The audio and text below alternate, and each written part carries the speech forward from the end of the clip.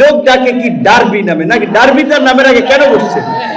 টিএসসিতে পোলাপানের pocket হাতাইয়া 5 টাকা 10 টাকা নিয়ে খাইতো ডার্বি সিগারেট, এইখানে তার নামে ডার্বি যুক্ত হয়েছে। আমার অনেকগুলো বক্তব্য আছে আওয়ামী লীগের নেতা কর্মীদের উদ্দেশ্য করে বলেছিলাম, আফগানিস্তানে যখন আফগান সরকারের পতন হয়, ঘানি সরকারের, তখন বলেছিলাম যে ওরা হেলিকপ্টারের চাকা ধরে পালাইছে, আপনাদের নেতা কর্মী যারা আছেন এরা পালাইতেও পারবেন না। যাই, কারণ দেখেছিলেন সেই সময় বিএনপির যেখানে কর্মসূচি সেখানে আমরা আমাদের কিছু ছাত্র যুবক তরুণরা প্রোগ্রাম করতে গেলেই আক্রমণ। আর জামাত এখন বিরোধী দল, তাদের তো আল্লাহর কাছে 5 ওয়াক্তের জায়গায় আমি মনে করি যে আমি শুনছিলাম যে প্রথম নাকি এই আমাদের নবীর উপরে যখন নামাজ ধার্য করা হয় যে কয়েকটা নামাজ, প্রথম নাকি 50 ওয়াক্ত নাজিল করার, মানে সে 50 ওয়াক্ত আল্লাহর কাছে চাই এনেছিল। পরে সেটা আবার যখন মানে এত নামাজ পড়া উম্মতের জন্য অসম্ভব হতে পারে, যাই শেষ পর্যন্ত সেটা 5 ওয়াক্ততে পরিণত হয়।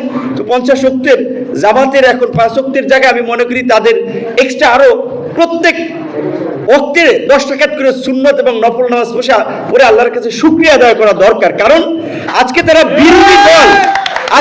বিরোধী দল, তারা গত এই 10 বছরে তাদের নামে এক জায়গায় দাঁড়াইতেও পারে নাই।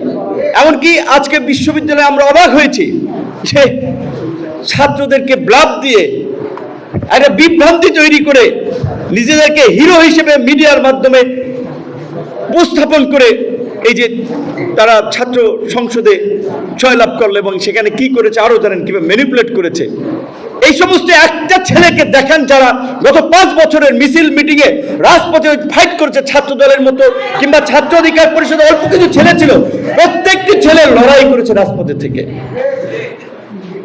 দুঃখজনক যে এটা ইন্টারিম গভর্নমেন্টের সময় আমরা আশা করেছিলাম একটা ইনক্লুসিভ বাংলাদেশ, একটা পজিটিভ প্রোগ্রেসিভ পলিটিক্স, সেখানে আন্দোলনের পরিচিত মুখ তারা আন্দোলনকে হাইজ্যাক করেছে। 71-এ যেমন আওয়ামী লীগ মুক্তিযুদ্ধকে কুক্ষিগত করেছে, মুক্তিযুদ্ধকে তাদের রাজনৈতিক হাতিয়ারে পরিণত করেছিল, এই ইন্টারিম গভর্নমেন্টের সময় আমি তাদের সমালোচনা বেশি করি নাই, মাঝে মাঝে কিছু কথা বলি যে পাবলিকের জানা দরকার।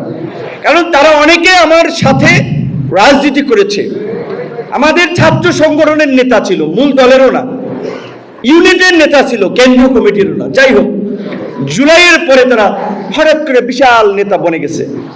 এখন এই যে অনেকে কথা বলে, মানে রাষ্ট্র রাজনীতি সমাজ দিয়ে সবক দেয়, বিশাল তাত্ত্বিক ফিলোসফার হয়ে গেছে। পরে 5টা ছবি দেখাইতে বলেন যে জুলাইয়ের আগের মিছিল মিটিং হচ্ছিল।